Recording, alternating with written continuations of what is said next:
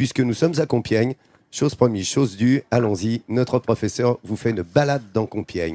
Bah oui, Joseph. parce que tu l'as dit, Laurent, Compiègne est une ville qui a attiré les rois depuis la nuit des temps. Les Mérovingiens venaient déjà ici chasser dans la forêt giboyeuse de Clovis à Napoléon III. Ils sont presque tous passés par Compiègne. Compiègne qui a vraiment été un lieu aimé des rois. Et comme si cela ne suffisait pas, effectivement, l'épopée de Jeanne d'Arc s'est arrêtée ici un jour de mai 1430 lorsqu'elle fut capturée. Et comme si cela ne suffisait pas encore, on a signé 2 armistices ici en 1918 et en 1940. Et notre balade commence aujourd'hui à Compiègne devant ce que Viollet-le-Duc appelait le plus beau monument d'architecture civile de France, le Beffroi.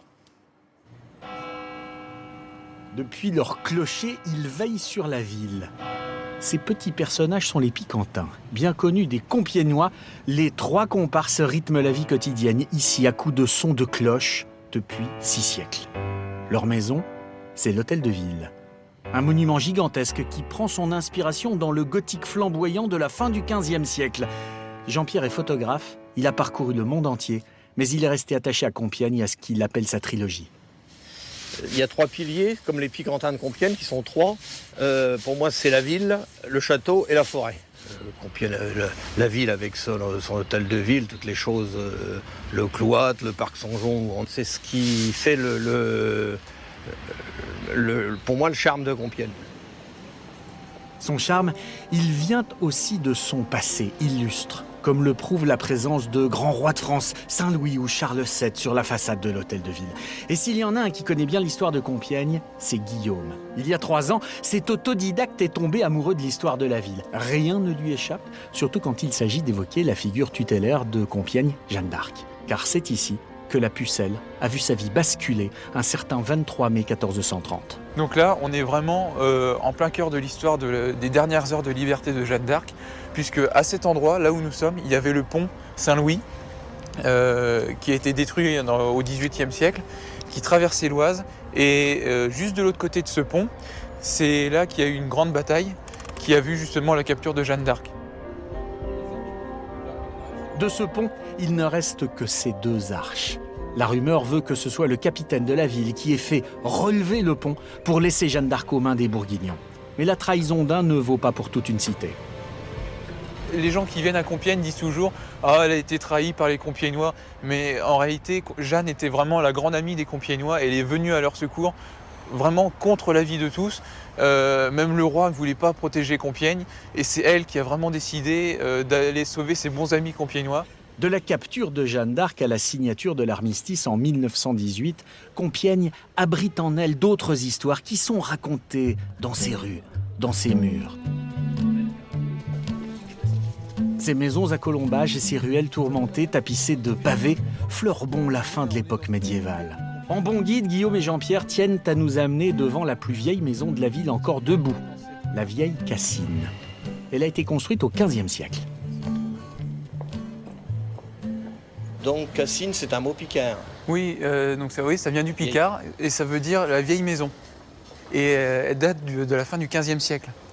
Et on a encore donc, les pierres qui sont relativement d'origine et les colombages. Là, on a vraiment une maison typique du vieux Compiègne.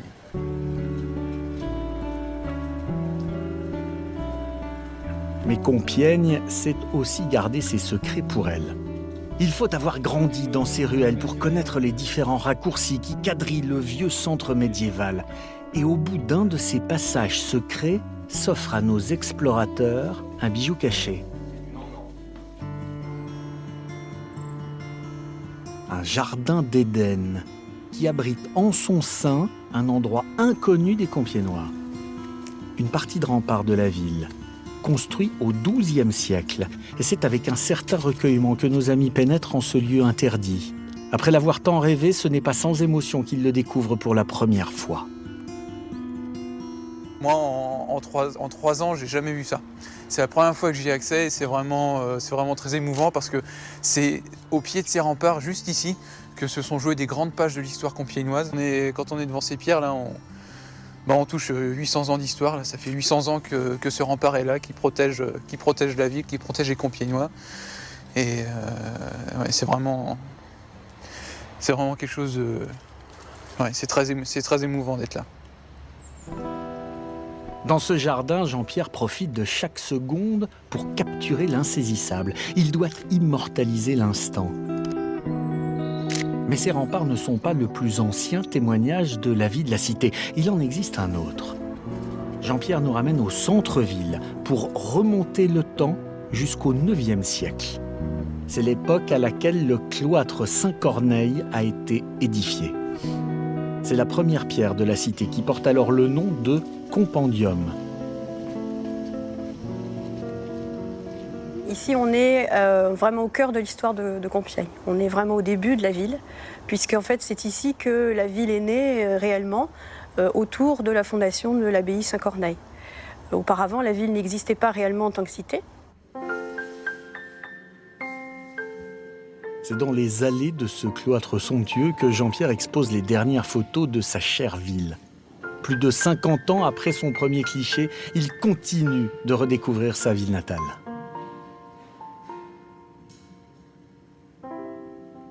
J'y suis né, mon père y est né, son père aussi. Je suis vraiment un vieux Compiègnois. Mais je me lasse pas de la ville et l'environnement forestier. On arrive toujours à trouver quelque chose, même dans un endroit qu'on a photographié des milliers de fois. Toutes les rencontres avec des gens et tout ça, ça déclenche dans votre cerveau des choses et ce qui permet de trouver une nouvelle idée, même par rapport à une ville ou autre chose, ou à un paysage quelconque. Jean-Pierre a beau avoir fait le tour de la planète, il revient toujours à Compiègne. Tant que la passion sera là, il continuera de se promener dans le parc, à la recherche d'une photo de sa ville sous un angle qu'il n'a pas encore vu. Et il en a fait des milliers de photos. Nous, on a juste levé le voile. C'était une sorte d'apéritif pour la découverte de cette ville magnifique qu'est Compiègne. Et on va découvrir la merveille. On va toucher au sublime tout à l'heure en partant découvrir, bien sûr, le château. Voilà, dans notre feuilleton tout à l'heure en fin d'émission consacré à Compiègne.